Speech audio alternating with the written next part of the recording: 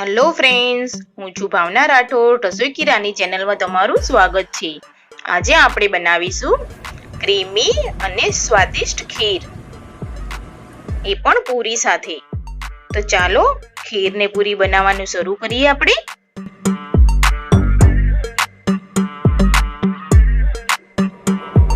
બાસમતી ચોખા લીધા છે 200 ગ્રામ જેટલા.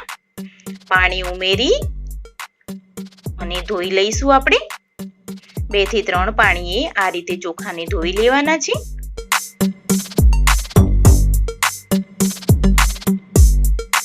તો ચોખા ધોવાઈ ગયા છે. એક તપેલીમાં પાણી ગરમ થવા મૂકી દીધું છે. પાણી પણ ગરમ થઈ ગયું છે. હવે આ રીતે ધોયેલા ચોખાને તપેલીમાં ઉમેરી લઈશું. થોડું મિક્સ કરી અને ઢાંકણ ઢાંકી અને ચઢવા દઈશું. 10 મિનિટ સુધી તેને થવા દઈશું. તો 10 મિનિટ થઈ ગઈ છે અને આપણા ચોખા પણ ચડી ગયા છે ખીર બનાવવા માટે. હવે તેમાં આપણે દૂધ ઉમેરીશું. 1 લીટર જેટલું દૂધ લીધું છે મેં.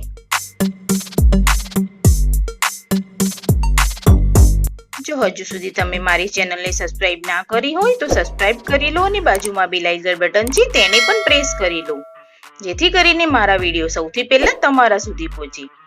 આ રીતે આપણે મિક્સ કરી લેવાનું છે દૂધ અને ચોખાને. 10 મિનિટ સુધી ઉકળવા દઈશું. હવે તેને ધીમી આંચે ઉકળવા દેવાનું છે. હવે તેમાં 200 ગ્રામ જેટલી ખાંડ ઉમેરીશું. તમે તમારા સ્વાદ મુજબ ખાંડ ઉમેરી શકો છો. હવે તેને મિક્સ કરી લઈએ. બજારમાં જે ખીરનો મસાલો મળે છે તે મેં લીધો છે અને હવે તેને પણ ઉમેરી લઈએ અને બરાબર મિક્સ કરી લઈએ.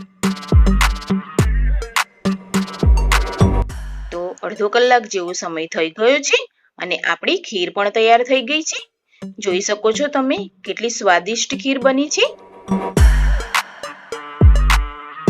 તો હવે તો ખીર બનીને તૈયાર થઈ ચૂકી છે આપણી.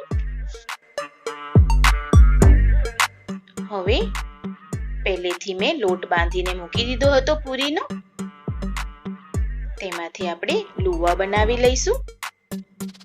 એક સમાન લુવા બનાવી લેવાના છે.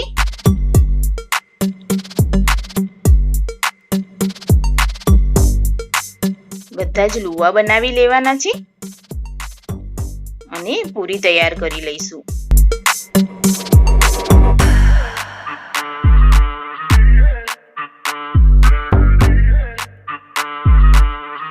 હવે પૂરીને વણી લઈએ આપણે. આ રીતે બહુ જાડી પણ નહીં ને બહુ પતલી પણ નહીં, એ રીતની પૂરી તૈયાર કરીશું. આ રીતે બધી જ પૂરી વણી લેવાની છે.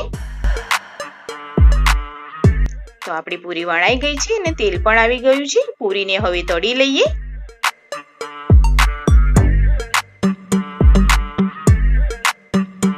ધીરે ધીરે પલટાવી દઈશું.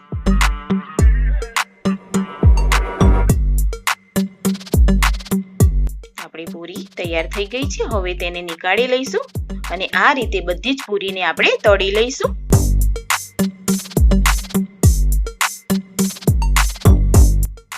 નાના હોય કે મોટા હોય, ખીર પૂરી તો સૌ કોઈને ભાવે.